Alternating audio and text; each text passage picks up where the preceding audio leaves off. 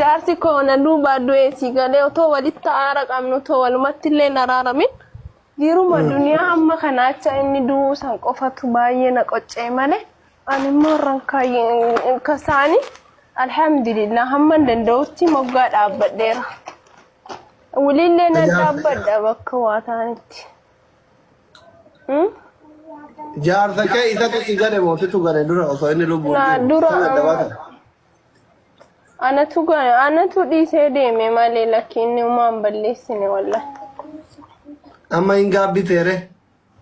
Ara otuma inni jiru gaabbee ture inni isin fuune mete waggaa afur akkas ka adda turre hin fuune anitti deebi'us yaaleen ture maatii kootis na dhuunii dhukkuba waan ta'eef innis bakka kanumaan waan natti aaree jiruuf nallee hin dubbisne ani immoo maatii kooti wallahi guyyaa inni guyyaa afur immoo akkas ni hafe ummanti jafaan arargee abbaa kiyya bira jirti si galee xalaba ciibsanii xalaba keessa nama qabbanti dheedhamitiire achuma bakka ani maatii kootiin na dhiiraa bulchiileen bulchiinilleen tokkuma kanaafuu waan natti balleessin qabu kana yoo gaafa isin fayyitanii biyyatti galtanitti walitti nu araarsitan bareeda jedheen mari'adheen gaafan ture achirraa guyyaa 3 gaafa bule du'ee isaan dhagee. Maaltu dhukkubee du'e? Tokko dhukkubne dhugaa akka maatii isaanii gaafadhetti matuma na dhukkuba jedhee isayyuu nyaata nyaatee gachiisa. Yeroo lama daddaa fidee fi dhufee nan kaasa jedhu du'uma achitti itti dhufe naan jette haati. Tasuma moo? Tasuma waan tokkoyyuu eessayyuu akka na dhukkuba jedhee himate hin jiru. Nasaan kuma mataan na dhukkuba jedhee dubbate isayyoo ta'e malee. Rabbi warra jannataa Rabbi warra jannataa.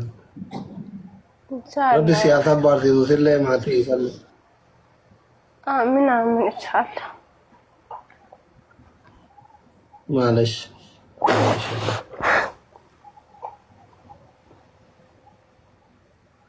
Jaarsi ganama gara nama nyaatu maltawa shalle ilmoo tokko suuraa namni fati. Wallahi doktora siif ka jalqabaati isa dura siif dhiira jalqabaati isa dura kan biraan beektu.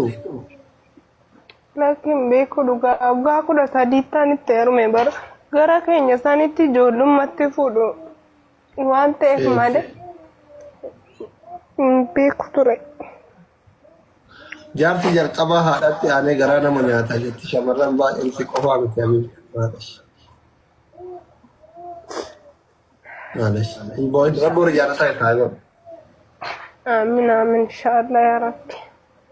Maal si gargaaru re'aadhamma? Galatooni doktor wallahi amma alhamdulillah nagaan qafaan. Eeshi. Nagaatu caala fayyatu caala waan ta'eef maatiin kiyyallee na wayyaanii maatii isaanii keessatti galanii alhamdulillah anillee dalagataan jira dalagaa irran jira waan tokko illee wallahi alhamdulillah. Nagee qofatu du'aayi. Harmee isaa lakkoofsa harmee jala abbaa manaa keetiin qabdaa?